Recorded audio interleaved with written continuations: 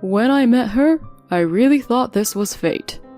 I went to a high-end restaurant with my mother. What I heard there was unmistakably my husband's voice. He was having a meal with a well-dressed family of strangers. Father-in-law, mother-in-law, please, give me your daughter. The husband stood up and bowed. I, who had been watching from a little distance, understood everything. Oh, I see. That's how it is. Well, I have something in mind too. I walked confidently towards their table and declared, "Yes, I'll offer my husband as well." Huh? The family's eyes widened. As I saw my husband's face turn pale, I couldn't help but curl the corners of my lips. My name is Charlotte, a 30-year-old working wife. I originally worked as an office worker in a small to medium-sized company.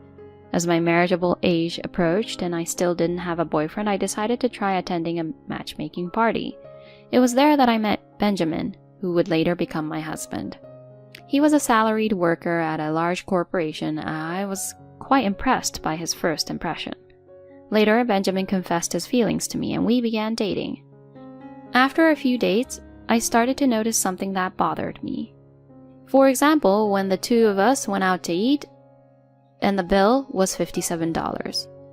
It's fine here, I'll pay. Benjamin stopped me from taking out my wallet when I tried to. Thinking he would treat me to the meal, I thanked him at the time. But after we parted ways, I received a message from him on WhatsApp. The meal today cost $30, right? You can give it to me next time we meet. I was, surprised. It would have been better if he had told me that at the time. And now that I think about it, I ended up paying more than half of the bill, even though Benjamin ordered more food and drinks. But then again, I felt awkward complaining about such things. I had been paying for more than half of our date expenses every time. I did have those kind of complaints, but Benjamin was very kind to me. Aside from being frugal with money, he was an ideal partner for me. After a year of dating, Benjamin proposed to me, and I happily accepted. Later on, we had a wedding ceremony. My father and mother were also overjoyed and gave us their blessings. As their only daughter, who had been cherished and raised with love, seeing them happy was more important to me than anything else. After discussing it with Benjamin, I decided to continue working even after marriage. Surprisingly, Benjamin had initially wanted me to quit my job. I don't want people to think I'm a useless man who can't even support his wife. So, are you saying I should become a full-time homemaker? Should we rely solely on your income for our household? Well, maybe after we've been married for a while. I could always switch to a job with a higher salary.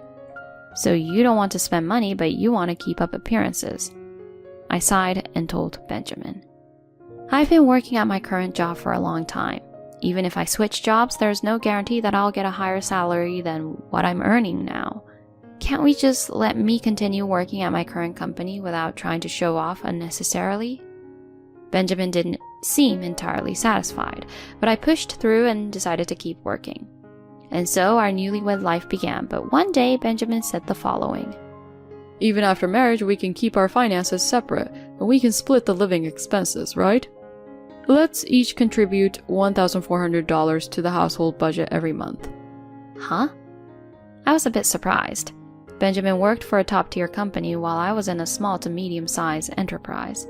His income was likely significantly higher than mine. If I put $1,400 into the household, I wouldn't have much left for myself. Splitting the expenses evenly is tough. I'd liked it to be reduced a bit. I appealed to Benjamin in that way, but he didn't lend an ear. Are you planning to rely on me entirely? I don't think of it that way, but this just feels really unfair. It's not like that. I want to save money too, so make sure to contribute the $1,400. In the end, I ended up complying with that condition. Even though our finances were split evenly, Benjamin often claimed to be too busy and hardly did any housework. For over a year after our marriage, I had been doing all the household chores by myself. I had complaints, but there were also a strange belief that as a wife it was my duty to do them. I continued to bear the burden of all the household chores while contributing most of my income to the family. Then one day, I received a call from my mother informing me that my father had been in a car accident. I rushed to the hospital, but by the time I arrived, it was too late. My father had already passed away. Both my mother and I were in tears, and our emotions couldn't keep up with the sudden loss. Despite our overwhelming grief, we proceeded with the funeral arrangements. Somehow we managed to get through the farewell ceremony, and then we were back home. My mother and I were utterly exhausted. Benjamin made me a cup of tea. "Oh, thank you for your consideration, Benjamin." Benjamin responded with a polite smile, saying, "No, it's only natural." After finishing my tea, I called out to my husband. "Benjamin, it's time to go." "Huh? Already?" Benjamin appeared, surprised for some reason. "Why are you surprised? It's late and I'm tired." "No, I mean, you haven't had an important conversation with your mother yet, right?" "An important conversation?" "Aren't we going to talk about your father's inheritance?" Both my mother and I were surprised by this. The funeral had just ended, and we hadn't even considered such matters. Besides, it wasn't something Benjamin should bring up. "Your father had a good job, and if it's an accident, there should be a lot of insurance money, right? Charlotte, how much will you get?" Benjamin said this with gleaming eyes, and I felt dizzy. I noticed my mother's puzzled expression and panicked. "We can discuss that another time. Let's just go home for now." I left my family home with a dissatisfied Benjamin in tow. On the way back, I scolded him for his impoliteness, but he didn't seem to agree. "Come on, Charlotte. We're married, so it's natural to be concerned, right?" "My mother hasn't even recovered yet, and you're rushing things. Besides, my father's inheritance doesn't concern you, does it?" "What? Are you planning to keep the inheritance all to yourself?" Suddenly, Benjamin glared at me, and I sighed deeply. Keeping it all to myself. The inheritance is separate property in the first place. What I receive, I'll save for our future. "What's that supposed to mean? I was thinking of going on a big trip." Huh? Why would you use my father's inheritance for luxury? "You're so annoying. I didn't think you were this stingy." I thought to myself, wondering who was the stingy one, as I held my head.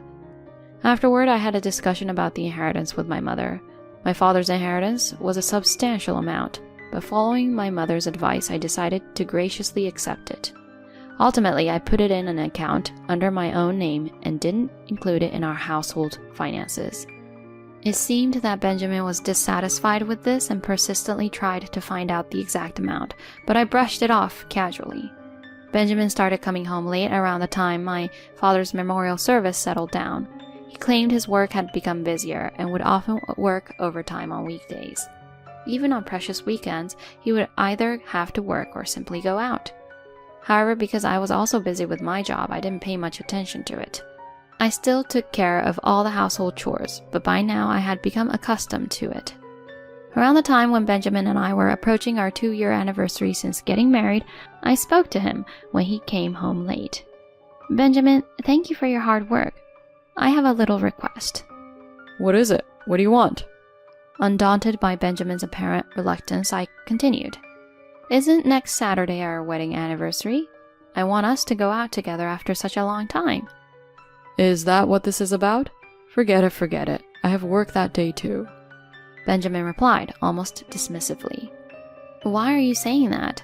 Benjamin, you've been acting strange lately. You come home late and it feels like you've become cold towards me." With tears in my eyes, I looked down, and he sent me a cold gaze. "You're so annoying. I'm starting to hate being with you." "Huh?" "I don't earn much, and you're keeping the inheritance all to yourself. The food is terrible, and it feels like there's no point in being married anymore." "What? Benjamin, what are you saying?" "I'm seriously considering divorce. If you don't like that, then you should reflect on yourself as a wife." Benjamin spat out these words and went to the bedroom. The word divorce, presented suddenly, made my heart race like a runaway train. Why did Benjamin suddenly mention divorce? Something is not right. At that moment, I was shocked, but also began to feel suspicious of my husband's behavior. After that, Benjamin stopped talking to me entirely. While enduring such a life, I received a message from my mother. "Charlotte, are you doing well?" "Ah." Recalling Benjamin's recent behavior, I couldn't give my mother a positive response. Then, as if she had sensed it, my mother said, "It seems like something's bothering you. How about we have a meal together, just the two of us, like old times? Yes, I'd love that. I'm free on Saturday. Oh, isn't that the day of your anniversary? Yes, it is, but Benjamin seems to be working, so it's fine. In response to my answer, my mother waited for a moment before saying, I understand. Well, I'll make a reservation at a nice place then. Look forward to it. Thank you, Mom. I was grateful for my mother's consideration. And then came Saturday. I had arranged to meet my mother in the city during the day. As I followed her instructions, we ended up at a famous high-end restaurant. Mom, is it okay to go to such an expensive place? Sometimes it's fine, Charlotte. You seem a bit down, so I decided to splurge. My mother smiled at me, and I returned the smile. That's right. Today, let's forget about Benjamin and enjoy a meal with my mother. As I was about to take my seat, I froze at the sight in front of me. Sitting diagonally across from me, with his back turned to me, was a man in a suit. He looked exactly like Benjamin. At that table, there was a young man and woman, as well as an older, well-dressed couple facing each other and sitting down. As I couldn't take my eyes off them, I overheard their conversation. We never thought Scarlett would bring such a wonderful man with her. Yes, Benjamin seems like a really great guy. I was shocked by the older couple's words. Did they just say Benjamin? Then Benjamin spoke up politely and said something unexpected. I met her, and I seriously thought that this was fate. The voice was unmistakably Benjamin's. Please, father, mother, grant me your daughter. Benjamin stood up and bowed, and at that moment, I realized everything. Ah, I see. So that's what it was. In that case, I have my own plans. I confidently walked up to their table and said, Yes, I'll give you my husband. Huh? The eyes of that family widened significantly. Without a doubt, my husband Benjamin was there. Seeing his pale face, I smirked at the corner of my lips. Next to Benjamin sat a petite and cute young woman named Scarlett. She seemed surprised as well. So the elderly couple must undoubtedly be Scarlett's parents. Then Scarlett's father cleared his throat and said, Who might you be? I don't quite understand what you're saying. I calmly responded, My name is Charlotte. I am Benjamin's wife. There was a moment of silence at the table. Benjamin still looked pale and hadn't said a word. That's when Scarlett grabbed Benjamin's arm and shook him. Wife? What does this mean? Hey, Benjamin, what's going on? Then Benjamin had a startled expression on his face. This is not... What's going on, Benjamin? Under the stern gaze of Scarlett's father, Benjamin finally said this. This woman is my stalker. She's a crazy person who became infatuated with me and delusionally thinks she's my wife. Please, don't be deceived, everyone. At this point, the way people around me looked at me changed drastically. Just as I was about to angrily speak up, a quiet voice resonated. Who's calling someone's daughter a crazy stalker? Unbeknownst to me, my mother had appeared next to me. Mom? Benjamin inadvertently blurted out. Benjamin, what do you mean by mom? Isn't this person the stalker? When Scarlett confronted him, Benjamin stammered. Then my mother calmly stated, Nice to meet you. I am this girl's mother and I am Benjamin's mother-in-law. It is a fact that my daughter and Benjamin are married. What? Really? My mother extended her phone screen to show Scarlett's shocked mother. On the screen were photos from our wedding. The two of them got married 2 years ago and they haven't separated. What? Scarlett and her parents were fixated on my mother's phone screen and Benjamin finally began to tremble. What is this? You were married to her? Scarlett grabbed Benjamin's collar and started shaking him. No, I was planning to break up with her soon. It's true. Please, believe me. So, does this mean that she is your wife without a doubt? Scarlett's father inquired in a low voice. Well, yes, that's right.